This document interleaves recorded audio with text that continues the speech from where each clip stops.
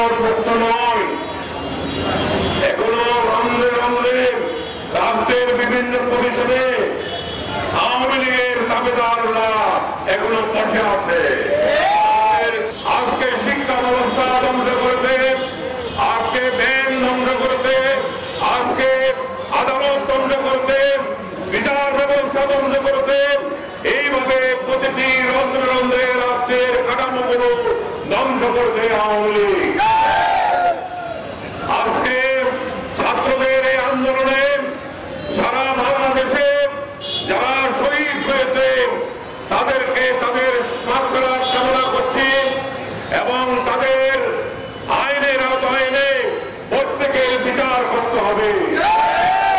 যে সমস্ত লক্ষ লক্ষ ছাত্র জনতা আহত হয়েছে রাষ্ট্রের মাধ্যমে তাদের ক্ষতিপূরণ সহ সুচিকিৎসা করতে হবে। আমরা জানি কক্সবাজার একটি সাম্প্রতিক সমৃদ্ধির শহর। এখানে যারা অশান্ত করেছে, আমাদের বাইরের উপর যারা গুলি চালিয়েছে তাদেরকে আইনের আওতায় আনতে হবে।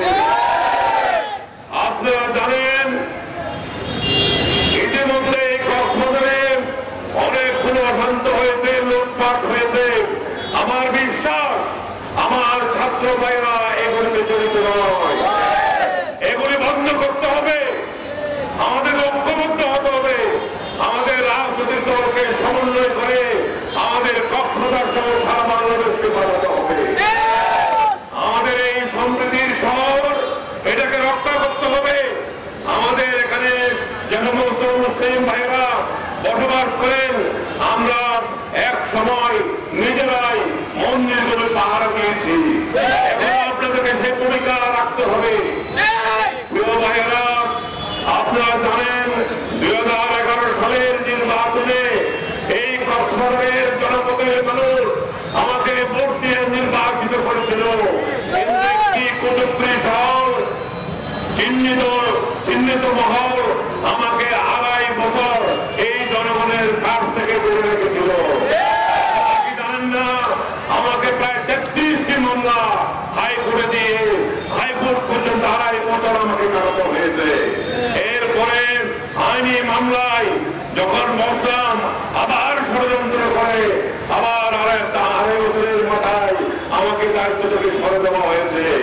এই সবগুলির হিসাব জনগণ নেবে। সময় আসবে জনগণ একটি একটি করে সেটার হিসাব নেবে। ভাইয়েরা আমার, আমি আজকে অনুরোধ করব, এখনো আমরা বিপদমুক্ত নই। এখনো রন্ধে রন্ধে রাষ্ট্রের বিভিন্ন পরিষদে আওয়ামী লীগের দাবিদাররা এখনো বসে আছে। ছাত্র ভাইরা কেন্দ্রীয় ভাবে যারা নেতৃত্ব দিচ্ছে তারা সজাগ হয়েছে। তাদেরকে জনগণের কাতার থেকে আরো সাহস দিতে হবে। প্রিয় ভাইরা, আমরা এই ছাত্রদের পাশে আছি, ছাত্রদের পাশে থাকবো যতক্ষণ পর্যন্ত একটি গণতান্ত্রিক সরকার প্রতিষ্ঠা না হবে। আমরা ছাত্রদের পাশে থেকে সাহস যোগাবো, এই কথা বলে